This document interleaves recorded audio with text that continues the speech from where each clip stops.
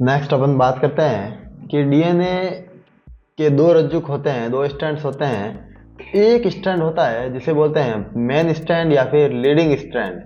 इस पर क्या होता है, सतत रूप से यानी कि कंटिन्यूसली डीएनए रज्जुक आगे बनता रहेगा। नेक्स्ट स्ट्रैंड जो बनेगा वो कंटिन्यूसली बनेगा, जबकि जो दूसरा स्ट्रैंड है उस पर असतत रूप से यानी कि रुक रुक के कंटिन्यूसली डीएनए का स्ट्रैंड बनता है, जिसे सहायक रज्जुक कहते हैं। यानी कि एक स्ट्रैंड होगा जिस पर तो कंटिन्यूसली बनेगा, वो होगा मेन या फिर लीडिंग स्ट्रैंड, प्रमुख रज्जुक, और दूसरा जिस पर डिसकंटिन्यूसली यानी कि असतत रूप से यानी कि टुकड़ों में बनेगा, थोड़ा डीएनए बना रुका, थोड़ा डीएनए बना, ऐसे उसको बोलते हैं सहायक रज्जुक। नेक्स्ट अपना आता है अनुलेखन। अनुलेखन या ट्रांसक्रिप्शन। ट्रांसक्रिप्शन क्या होगा कि डीएनए के एक स्ट्रैंड से आनुवंशिक सूचनाओं का प्रतिलिपिकरण हो जाएगा और वो एमआरएनए में होगा। तो डीएनए के एक स्ट्रैंड से एमआरएनए बनने की प्रक्रिया को ही अनुलेखन कहते हैं। और इसमें डीएनए में एडेनिन के साथ में थाइमिन जुड़ता था, लेकिन आरएनए में एडेनिन के साथ में यूरेसिल जुड़ेगा, यानी कि ए डबल बॉन्ड यू, लेकिन ग्वानिन के साथ हमेशा कौन जुड़ेगा, साइटोसिन। अगर पूछ ले कि नया स्ट्रैंड है वो किस डायरेक्शन में बनता है, नया स्ट्रैंड हमेशा किसी में हो, चाहे डीएनए हो चाहे आरएनए हो, हमेशा 5' to 3' की दिशा में ही बनता है। लेकिन डिफरेंस ये है कि जब डीएनए रेप्लिकेशन होता था तो दोनों ही स्ट्रैंड है वो टेम्पलेट के रूप में कार्य करते थे, लेकिन जब आरएनए बनेगा, जब अनुलेखन होगा, तो केवल एक ही स्ट्रैंड है वो टेम्पलेट के रूप में कार्य करता है। और इसमें भी डीएनए के कुछ ही भाग का अनुलेखन होता है। और डीएनए में एडेनिन के साथ थाइमिन, परंतु आरएनए में एडेनिन के साथ में यूरेसिल जुड़कर सारिक बना देता है। इस चीज को अच्छे से याद रखना है।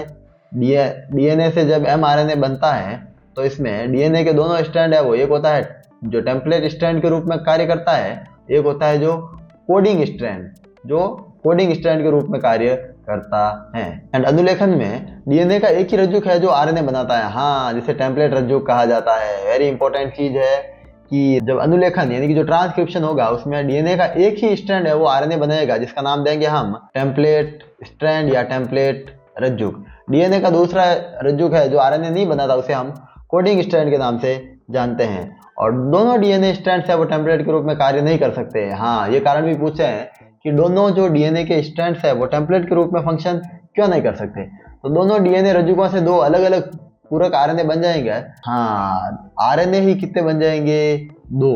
और जब 2 आरएनए अलग अलग होंगे तो इन पर राइबोसोम आकर नहीं जुड़ पाएंगे और ये है वो आगे प्रोटीन बनाने में कैपेबल या सक्षम नहीं होंगे। और दोनों अगर आरएनए अलग अलग होते हैं तो अलग अलग प्रोटीन बन जाएंगे, जो कि हमारी कोशिकाओं के लिए सही नहीं है। अब अगर हम बात करें प्रोकैरियोटिक कोशिकाओं में अनुलेखन, तो ट्रांसक्रिप्शन इन प्रोकैरियोटिक सेल्स।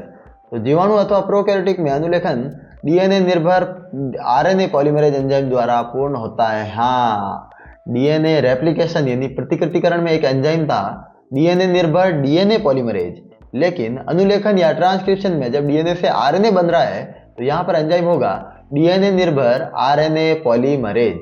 अगर हम बात करें आगे, अनुलेखन की मुख्यतः 3 इकाई होती है, उन्नयक, संरचनात्मक जीन और समापक। यहाँ से सवाल बनता है, अनुलेखन की इकाई यूनिट्स पूछते हैं तो उन्नयक को इंग्लिश में बोलते हैं प्रमोटर, संरचनात्मक जीन को स्ट्रक्चरल जीन और समापक को टर्मिनेटर। तो प्रमोटर, स्ट्रक्चरल जीन और टर्मिनेटर। देखिए, जो स्टार्टिंग में होता है उसको बोलते हैं प्रमोटर यानी कि उन्नायक, और बीच में होती है स्ट्रक्चरल जीन, और एंड में होता है समापक या टर्मिनेटर। और इसकी जो दिशा है उन्नायक और समापक की, अगर हम भूल जाएं तो समापक की दिशा हमेशा कोडिंग रज्जु के सिरे के अनुसार होगी, अर्थात उन्नायक हमेशा कोडिंग रज्जु के 5' एंड की ओर रहेगा और समापक हमेशा 3' एंड की ओर रहेगा। अगर हमें उन्नायक यानी प्रमोटर और टर्मिनेटर की अगर हमें डायरेक्शन जाननी हो तो हमें हमेशा टेम्पलेट स्ट्रैंड को नहीं देखना, हमें कोडिंग स्ट्रैंड को देखना है, जो कि काम नहीं करेगा। कोडिंग स्ट्रैंड का 5' एंड की ओर हमेशा कौन रहेगा, उन्नायक या प्रमोटर, और 3' एंड की ओर रहेगा टर्मिनेटर। अगर हम बात करें इसकी क्रियाविधि, अगर बड़ा सवाल बनता है तो यहीं से बनेगा कि ट्रांसक्रिप्शन है, इसकी क्रियाविधि को समझाइए या अनुलेखन की क्रियाविधि को समझाइए। तो इसके 3 चरण होते हैं। सबसे पहला चरण है प्रारंभन, नेक्स्ट है दीर्घीकरण, और थर्ड वन होगा समापन या टर्मिनेशन। तो जो फर्स्ट स्टेप आता है इसका प्रारंभन या इनिशिएशन, इस चरण में आरएनए पॉलीमरेज एंजाइम है वो डीएनए के साथ में अस्थायी रूप से जुड़ जाएगा, और आरएनए पॉलीमरेज का जुड़ना सिग्मा कारक की उपस्थिति पर निर्भर करता है। हाँ, आरएनए पॉलीमरेज आकर किसे ढूंढेगा?